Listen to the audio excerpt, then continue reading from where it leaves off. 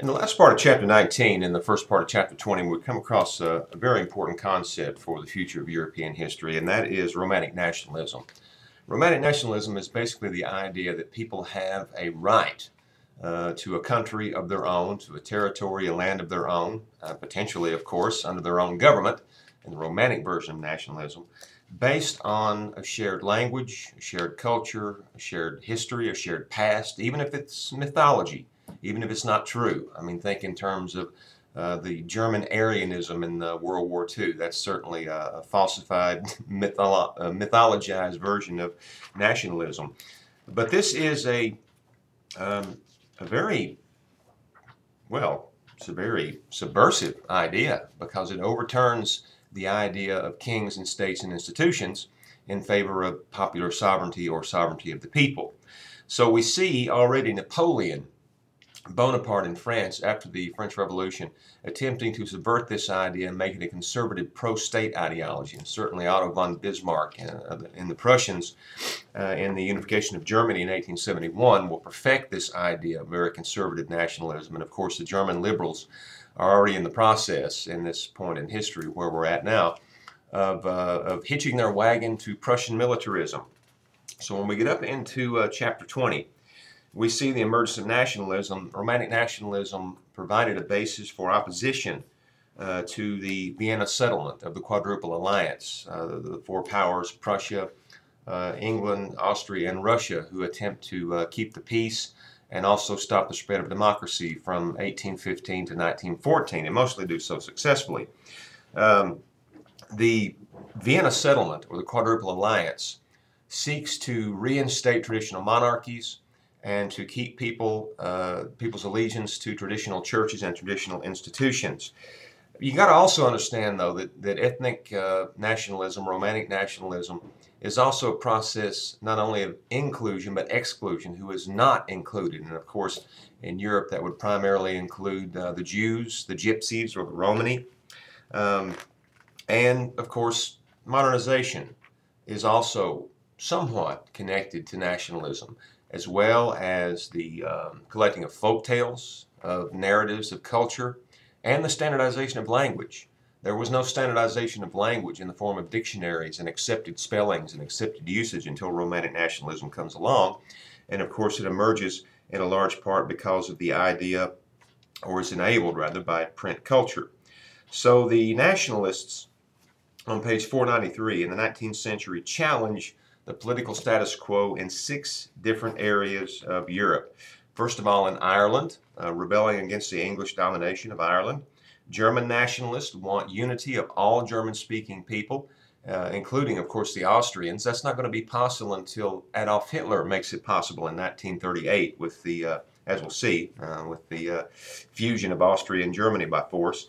Also, of course, in Austria, there's a problem because they are looking to expand and can't do so based on nationalism because of Germany next door, so they eventually expand over into Hungary and Eastern Europe, which causes the First World War. Also, the Italian nationalists want to unify Italy. In this period, it's very divided, pretty much a regional government. Also, the Polish nationalists, who are agitating against the Russian domination of their country. In Eastern Europe, people like the Hungarians, the Czechs, the Slovenes, all these different Slavic peoples want their own nation.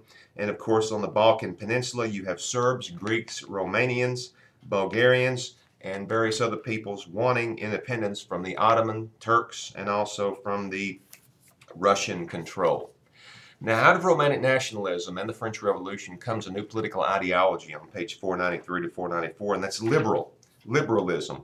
What is liberalism? Liberalism basically is embodied in the American Republic and in the French Declaration of Rights of Man and Citizen. The principles are on 496. It's basically a framework of legal equality, religious toleration, freedom of the press, also protection of property rights, and a limitation on the arbitrary powers of government against persons and property of individuals. We're talking about popular sovereignty to some extent, primarily popular sovereignty of property owners. We're also referring to elected representation in parliamentary bodies, and we're also talking about government ministers responsible to the representatives rather than to the monarch, and constitutions, documents that limit royal power.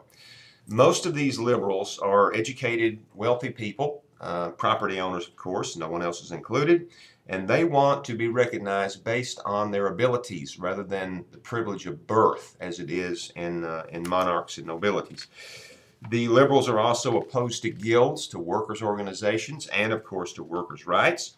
They want to remove international and national tariffs and internal barriers to trade. They want free trade. And of course, they also ask for very little political influence in economic affairs. So they want to end the old mercantilist practices of government monopolies on trade. Now, it's surprising the extent to which nationalism was often opposed to the idea of liberalism, because of course liberals pretend to speak in the name of the people in this period, but they don't actually necessarily do that. Liberalism is an ideology that is based more on class than on ethnicity or the idea of the nation or the idea of culture or the idea of people. The liberals are primarily battling the workers, the lower classes, and of course the monarchs, the conservative political order of the era that will rule Europe for more than 100 years after the end of the Napoleonic Wars. So conservatives, their goals against those of the liberals and the workers and the peasants are on 497, and that is legitimate monarchies, landed aristocracies, and established churches. Those are the only legitimate source of authority according to conservatives. And the architect of the Vienna settlement, of course, is the Austrian Prince Metternich, who sets in place this idea.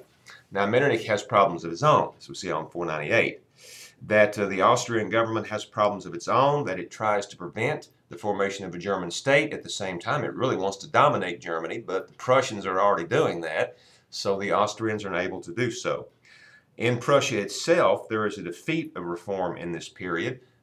Friedrich Wilhelm, the Prussian Kaiser, makes sure that reform does not go any further, and he is not above appealing to anti-Semitism, which of course many of the German nationalists in this period are also doing.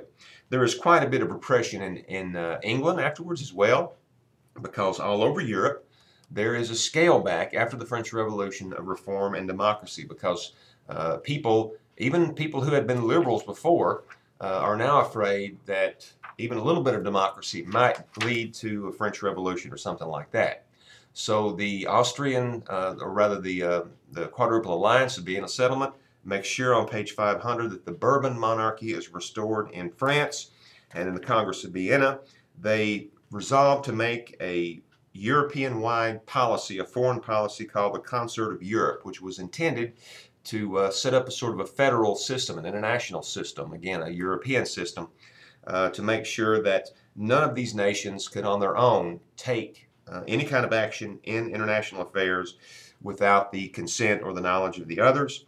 And this is, of course, an imperialist alliance in Europe. This does not stop wars of liberation from breaking out, because in the last part of chapter 20, you see there's a Greek Revolution in 1821. There are wars of independence in Latin America in the 1820s, including in Mexico. There is a revolution in Haiti, a variety of these wars of independence. Brazil, Venezuela, all these different places, and even, of course, on 507 in Russia. You see the Russian officers who had been exposed to democratic ideas, Enlightenment ideas, French revolutionary ideas, and in the 1820s they set up the Decembrist Society and try to liberalize and to some extent overthrow the Russian Tsar, but that of course does not work. That is crushed, and Russia, Tsarist Russia, becomes the most repressive state in Europe. We'll look at the rest of these French revolutions and other revolutions, and of course they lay the groundwork for the revolutions of 1848 in subsequent lectures.